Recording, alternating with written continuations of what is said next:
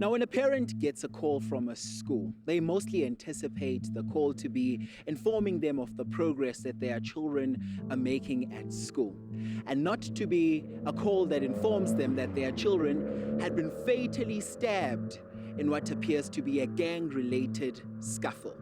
Now, that is the reality that befell Umama Antoinette Mabaila on the 3rd of June, when she was told that her son had been fatally stabbed at this very school.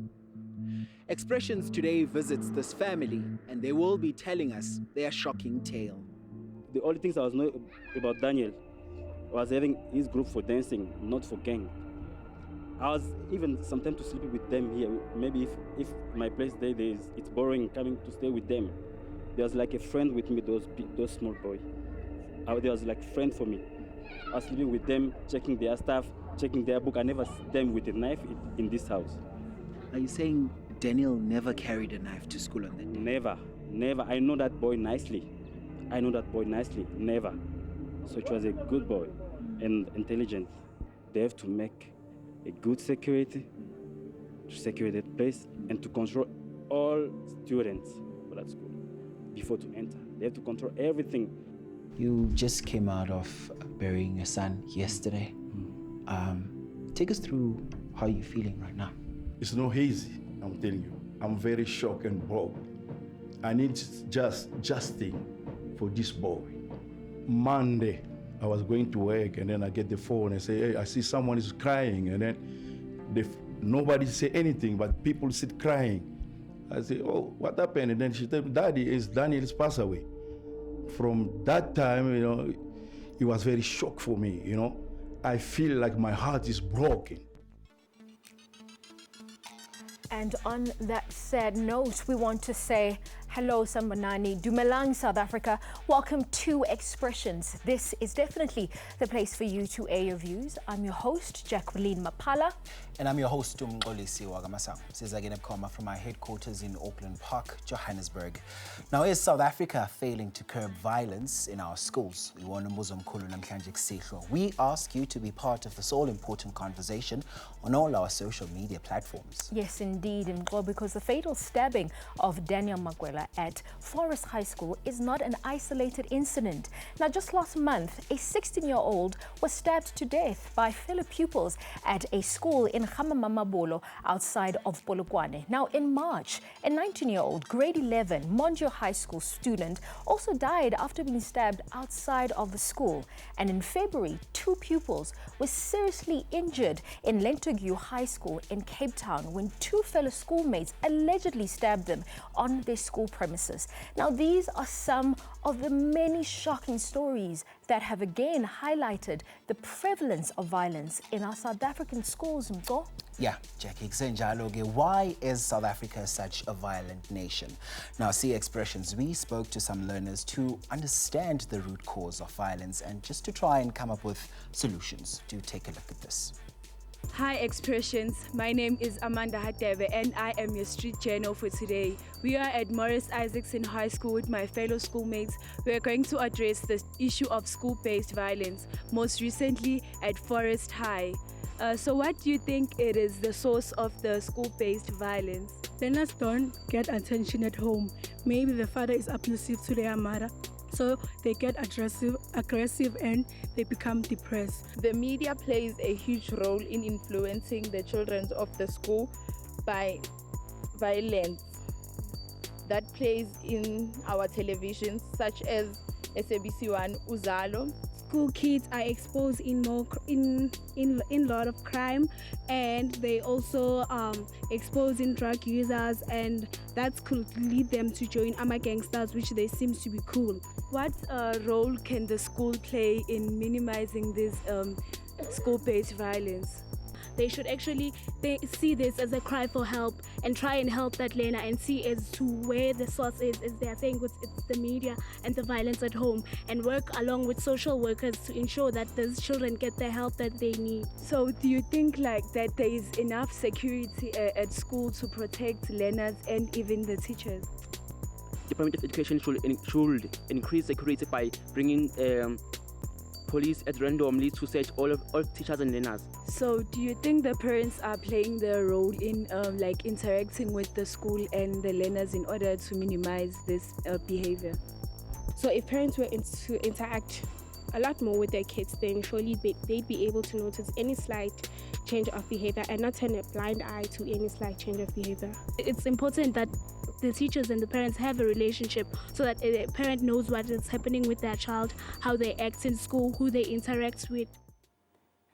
Young people giving us a lot of food for thought on this also important conversation that we're having in studio around the violence that we're seeing in our South African schools. And of course, I'm not going to be having this conversation by myself. I'm joined by my guest, my first guest being Ga-Mamabolo, who is from the Department of Basic Education, from Communication and Intergovernmental Relations, as well as Wandile Mofokeng, who is from COSAS, and he is the chairperson from there.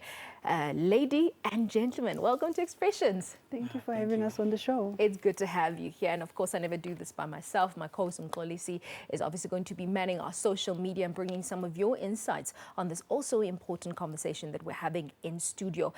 Topic, I think maybe let me start with you. I think our MSc, Panyaza Lissufi, revealed that public schools, at least each public school, will be assigned one police officer. Now, the question is, how exactly is that going to work? How are you going to implement this on the ground? Thank you, Jackie, for having us on the show. I want to also start by first conveying our condolences to the family of Daniel Bakwela and also our educator that was shot last week, Mr. Nyambose. He was buried over the weekend. On the issue of the police, I think that if we were to deploy police at each and every school, we would be sort of normalizing the violence. As a society, we would be accepting that, well, this is the norm, this is what we have to live with. And we find that as a department, it's not something that we agree to. We strongly feel that we need to change mindsets. And when you look at the violence, it's not taking place. It's not taking place in all schools. It's incidences that are taking place in some areas that have been termed as high-risk areas, where we know that the communities around there might be prone or exposed to violence, and it's spilling into our school environment as well. And it's interesting. So, are you saying there isn't consensus, because this is what the MEC said should happen with each school, considering the fact that he wants to ensure that he is maintaining the safety and the security of students. But you're saying this is not something you agree with? Per se, you don't want to militarize the schools. Is that what you're saying? I wouldn't want to contradict, the MEC in any way. But what we have programs with the SAPS. The protocol agreement that we have, where 18,000 of our schools are connected to police stations. Okay. The police do conduct random search and seizure operations, and there have been incidences where they have found weapons and illegal substances in possession of learners. Yeah. And in such cases, the parents are called in, we immediately take disciplinary action. Yeah.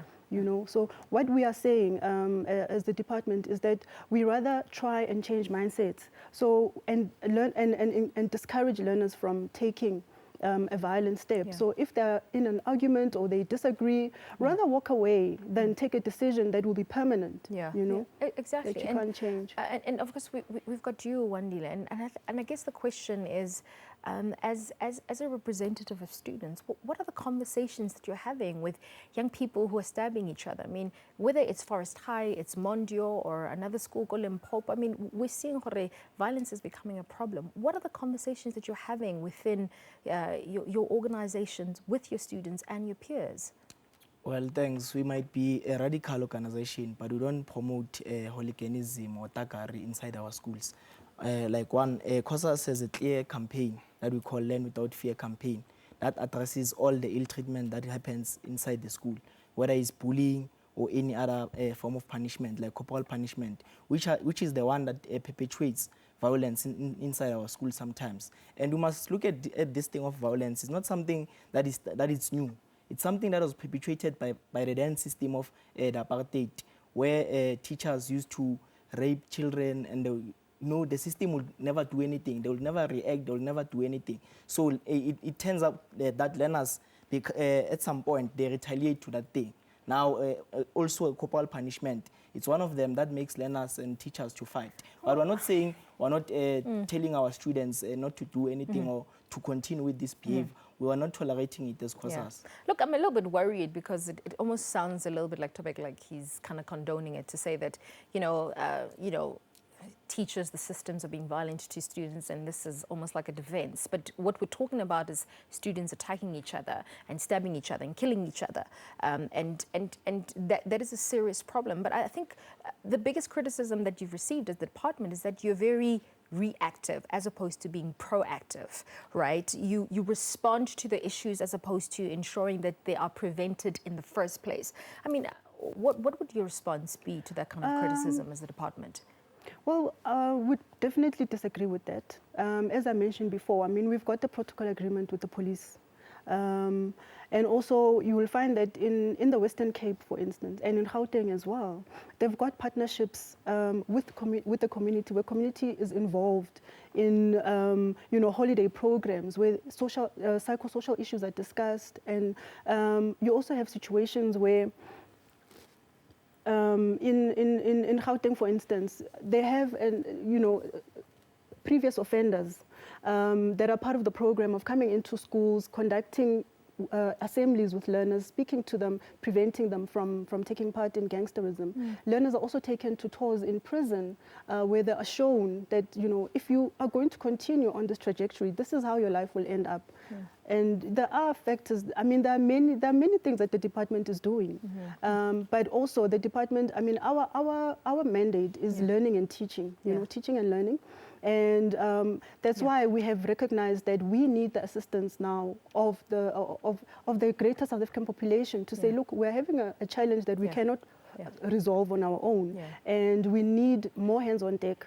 We need parents also to play their role. Exactly. So you definitely need more hands on deck. But I think the biggest question is this enough? Are we doing enough to curb the violence that we're seeing being prevalent in our schools? And that's obviously the big question that we're asking you tonight on our show. Make sure you stay with us. Mkolisi is on the flip side of this. You are watching Expressions. We'll be back right after this.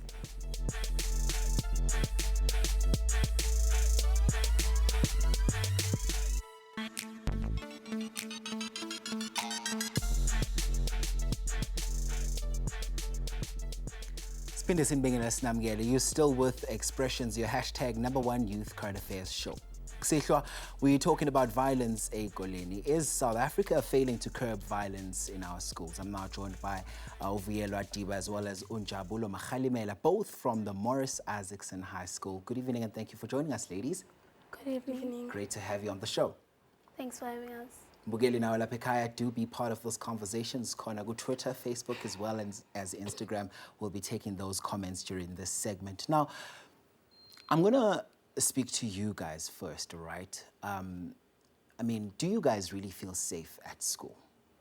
No, because we like when you see these attacks happening, they're happening at random. So you don't know where they'll happen next, and we don't know whether we're safe or not. Njabulo, there's a criticism ukuthi njengoba abantwana ezikoleni bangasashaywa, there's no longer corporal punishment. That's why you guys are running out of control. Would you agree with that? I don't agree with that, because regardless of the fact that there is corporal punishment or not, children are not really not really able to be controlled just because of corporal punishment. So I believe that corporal punishment is something that makes these learners worse.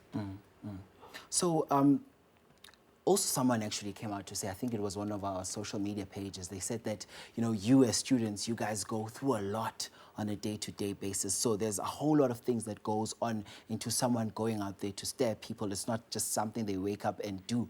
Would you agree that there's an excuse for being violent at school? Well, I think it comes from the background most of the time.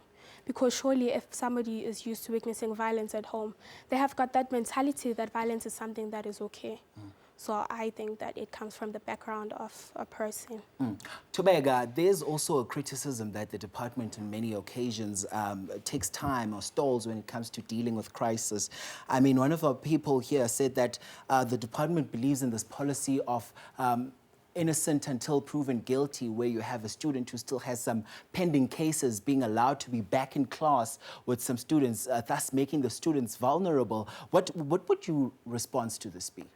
Definitely not. You know, Mxolisi, you know, the SGB actually have a responsibility to handle cases immediately as they arise.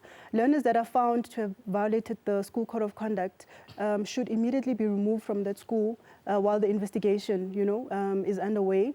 And also, I think also sometimes parents also protect their learners, their children. You'll find that parents will just say, look, the school must deal with it, or they will just say, well, I don't believe that, you know, this has happened. Like, they're almost in denial that something has happened, and they'll protect. I mean, if you protect a child that has violated the code of conduct, you're actually teaching them that it's okay, you know, of which it's very wrong. So we really need parents to come to the party and also play their role as well. Speak to the learners, find out how the day was at school. Also check their school bags before they even leave the house. Make sure that the learner has been to school. Keep in touch with the school as well, you know, just so we really do need stronger SGBs to take action and parents also to be involved. And sometimes also the community. They know where the tensions are. They know when things are simmering, but people keep quiet. And when things explode, everybody's surprised. So we really do need communities to be more hands-on. All right. Vuyelo, does someone ask you how your day has been from school at home? Does someone ask you? Yes, they do. So you feel more active participation from the parents in the community would work?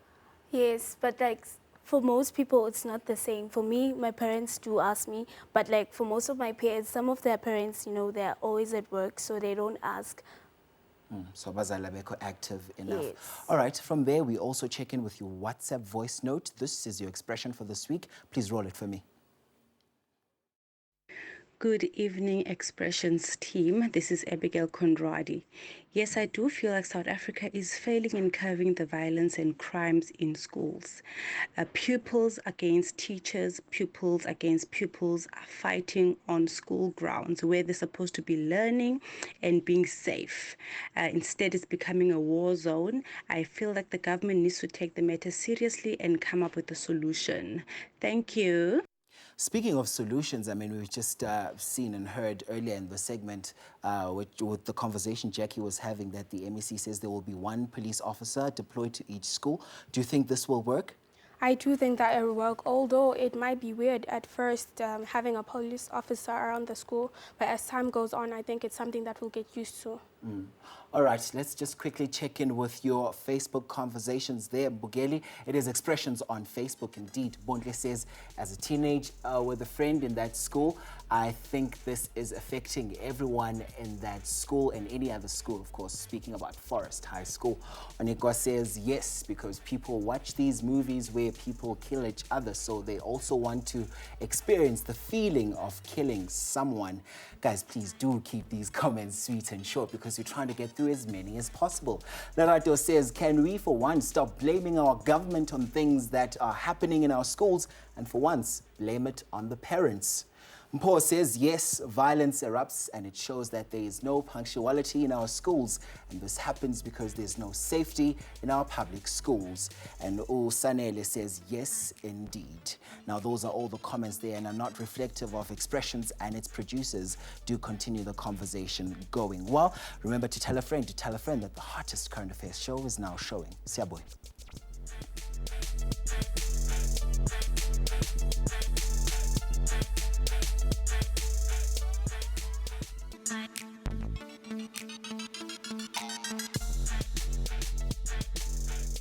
Welcome back. You're still watching Expressions here on SABC 1. Tonight, we're speaking about a very important topic. We're talking about violence in our schools. And the poll question that we're asking you tonight is South Africa failing to curb the violence that we are seeing in our schools? And of course, we're going to have to wrap this conversation up. And I think, Taweka, maybe let me give you this opportunity. I mean, we heard, you know, young people, I mean, we saw when they were speaking to Mxolisi that they don't feel that their schools are a safe environment. I mean, we also heard in the voice note that, you know, schools are a war zone. Does this justify teachers walking around with guns when they're invigilating exams? What's the way forward to curb this problem? Sure, Jackie, it definitely doesn't justify educators walking in with guns. I mean, already, it would just add to the tensions and the anxiety that is there. We certainly don't need that in our schools. Our schools should be a safe learning space for both educators and learners. The way forward, and what I've heard as well from the clip earlier on, is that young people are implicating the media, that there's too much violence in the media. So perhaps it's also time that the department engage the media and we look at what is broadcast when and what is it that we can do to sort of, reduce the kind of violence that we see on our screens. It's definitely one of the way forwards, definitely. Yeah. And would also like to see the police intensifying their operations, making sure that, they come for more frequently for the random searches and seizures. Perhaps then that can also be one of the...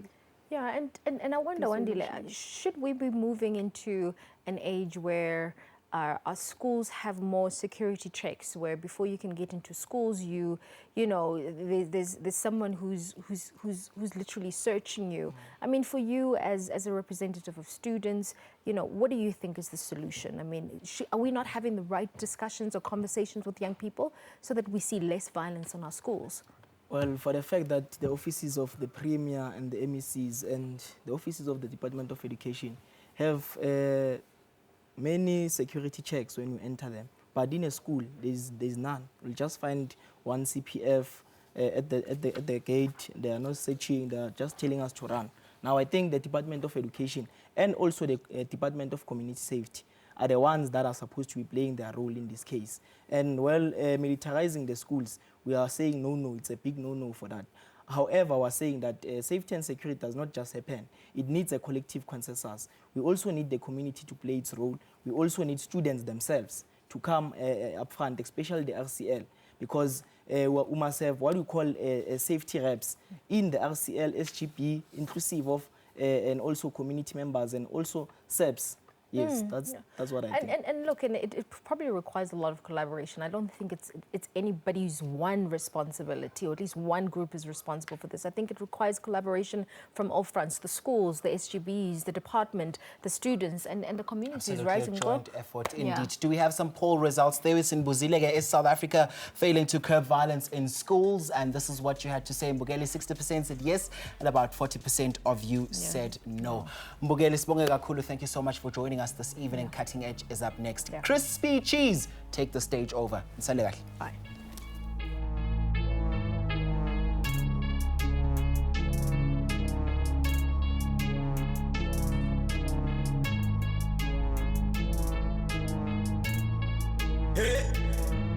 When I get a piece of bread, I can break it with my dogs, yeah. I got love and peace, and I can show you where I come from. Every this man, I can plan you where I go from. I'm trying to leave a good way for all my brothers and sisters. I can push for myself, I can push for my friends. I can push for everything we do, cause the chase back. When one gets bread, yeah, we break the bread, yeah. I can push for that, yeah.